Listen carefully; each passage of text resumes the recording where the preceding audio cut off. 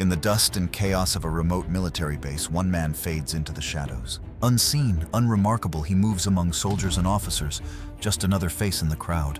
They call him nobody. But whispers linger, of secrets buried, of skills hidden, of a past no one dares to question. Then in a single moment, everything changes. A general steps forward, his eyes locked on the man no one noticed. A salute, sharp, deliberate, cuts through the silence. Jaws drop, eyes widen. The air crackles with shock. Who is he? What has he done?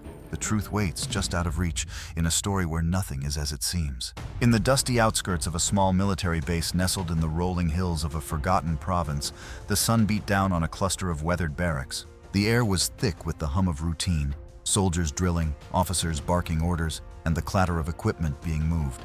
Among them moved Elias Kane, a wiry man in his late 30s whose unremarkable appearance made him blend into the background. His uniform was standard issue, slightly faded, with no insignia or decorations to draw attention. To the others, he was just another cog in the machine. A clerk, they assumed, or perhaps a low-ranking supply worker. No one bothered to ask. Elias kept his head down, his gray eyes scanning the world with quiet intensity, and spoke only when necessary. The base, a temporary hub for a joint military exercise, buzzed with activity. High-ranking officers from allied nations strutted through, their polished boots gleaming, while enlisted men scrambled to meet their demands. Elias, with his plain features and habit of lingering in corners, was invisible to them. Soldiers brushed past him without a second glance, and officers issued orders without looking up from their clipboards. "Hey you," a young lieutenant snapped one morning, tossing a stack of papers at Elias. "File these in the admin tent. Don't dawdle." Elias nodded silently, gathering the papers and slipping away. The lieutenant didn't notice the faint, knowing smile that flickered across Elias's face. Whispers circulated among the troops about a mysterious figure. A specialist, some said, or a covert operative who was supposedly on base for the exercise. The rumors were vague, fueled by late-night card games and too much coffee. "Heard he's a ghost," one private muttered, leaning over a mess hall table. "In and out, no trace. Probably not even here." His buddy scoffed, glancing around. "If he's real, he's not one of us grunts. Look at this place, nobody special here." Their eyes skipped right over Elias, who sat a few tables away, sipping watery soup and reading a tattered paperback. Elias's days were a study in anonymity. He carried crates, sorted documents, and cleaned equipment alongside the lowest ranks. When he spoke, his voice was soft, unassuming, with a faint accent no one could place. Yet there were moments, fleeting, almost imperceptible, that hinted at something more. During a late-night patrol, a sergeant noticed Elias adjust a misaligned rifle scope with a precision that seemed second nature. Another time, a corporal swore he saw Elias studying a topographic map with an intensity that didn't match his supposed role. But these glimpses were dismissed. After all, who was Elias Kane? Just a nobody, a shadow in a sea of uniforms. As the exercise neared its climax, the base prepared for a visit from General Marcus Varn, a decorated commander known for his sharp mind and sharper temper. The troops were on edge, polishing gear and rehearsing formations. Elias, as always, stayed on the fringes, watching the chaos with calm detachment. No one noticed him slip into the command tent late that evening, where a stack of classified briefings awaited.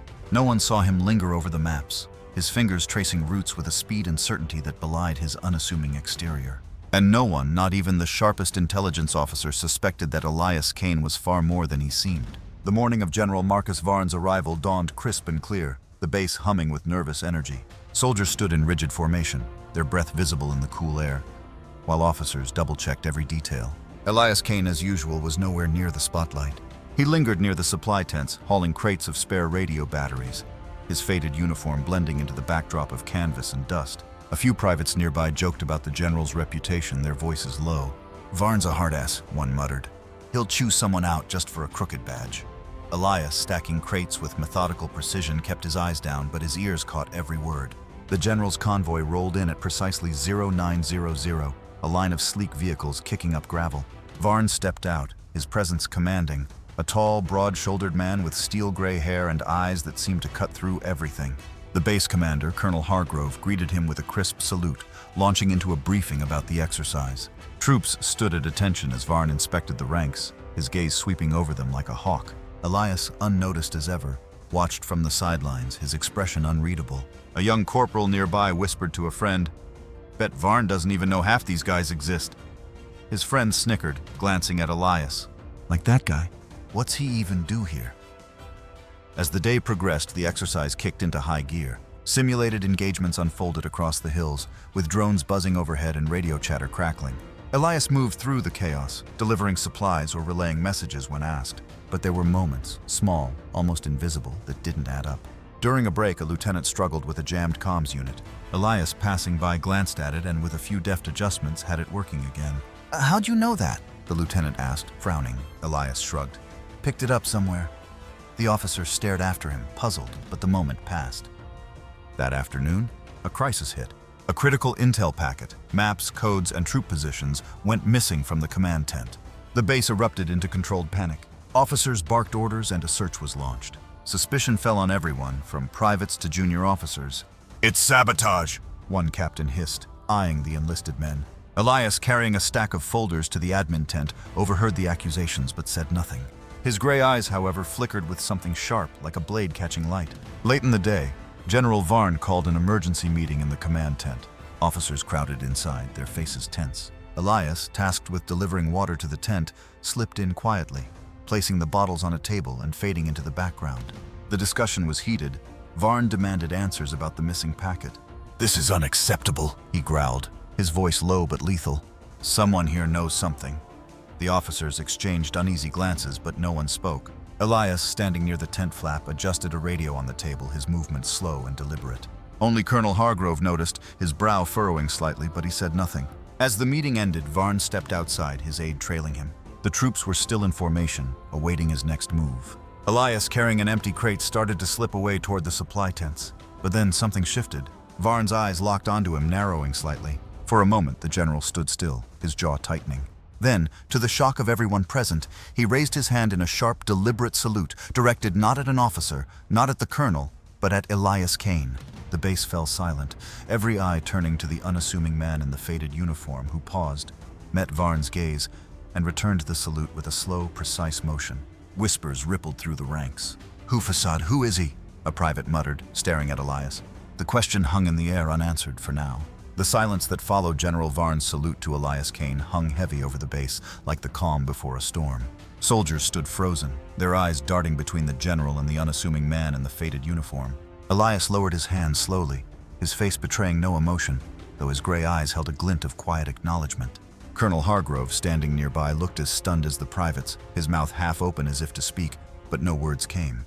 The young corporal who dismissed Elias earlier whispered, "What the hell just happened?" No one answered.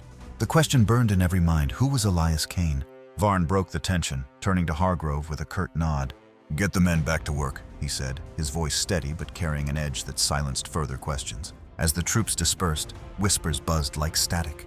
Elias, without a word, picked up his empty crate and walked toward the supply tents, his stride as unhurried as ever.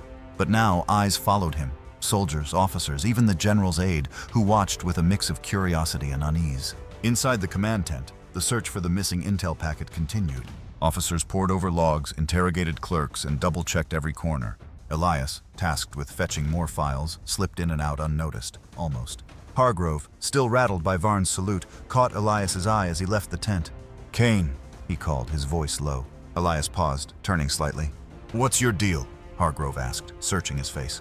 Elias offered a faint smile. "Just doing my job, sir." Before Hargrove could press further, Elias was gone, melting into the base's rhythm. That evening, as the sun dipped below the hills, the mystery unraveled. A junior officer, pale and stammering, burst into the command tent holding the missing intel packet. "It was in the secondary storage locker, sir," he said, handing it to Hargrove. "Tucked behind some old manuals. I don't know how it got there." Varn, standing nearby, took the packet and flipped through it, his expression unreadable.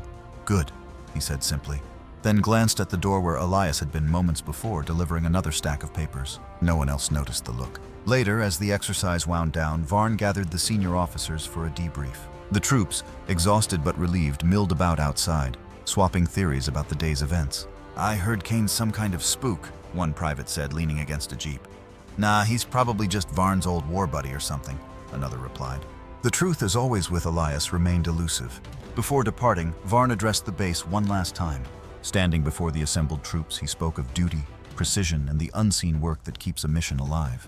His eyes scanned the crowd, pausing briefly on Elias, who stood at the back, half hidden in the dusk.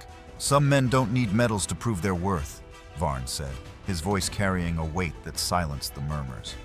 "Their actions speak louder than any rank." He didn't salute again, but the implication was clear. Every soldier turned to look at Elias. who met their gazes with the same calm detachment he'd always shown. As Varn's convoy rolled out, the base returned to its routine, but Elias Kane was no longer invisible.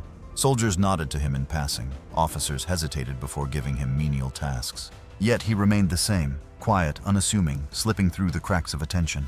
The next day, when a corporal checked the roster, Elias's name was gone, as if he'd never been there. The rumors grew: a covert operative, a retired legend, a ghost. No one knew for sure. But in the mess hall, late at night, the story of the nobody who earned a general's salute became a quiet legend, told and retold under the flickering lights.